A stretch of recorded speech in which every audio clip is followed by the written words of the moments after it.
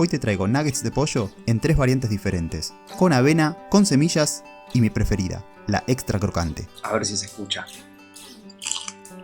Las hicimos con 2 pechugas de pollo, aproximadamente pesaban medio kilo. Las tenés que cortar en trozos y las tenés que procesar. Después le agregás una cucharadita de sal, media cucharadita de pimienta, una cucharadita de pimentón y una cucharadita de ajo en polvo. Y lo procesamos unos minutos más para integrar todos los condimentos.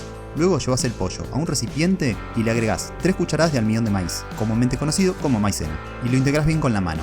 Como esta pasta es muy pegajosa, te recomiendo mojarte las manos, tomar un poco del pollo y darle forma a las nuggets. Con las manos húmedas lo vas a poder hacer mejor. Y las llevas al refrigerador al menos 30 minutos. Mientras tanto, mezcla un huevo con 3 cucharadas de leche, agrégale una cucharada de mostaza y media cucharadita de sal. La primera variante la preparamos así. Pasamos el pollo por harina de trigo, luego por el huevo batido y finalmente por avena extra fina. Para la segunda variante mezclamos semillas con la avena extra fina.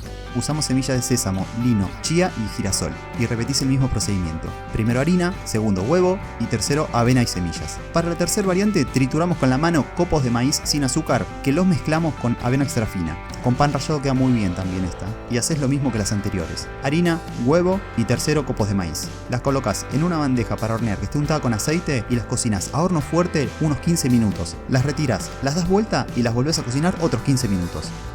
No hay nada más lindo que comer con la mano.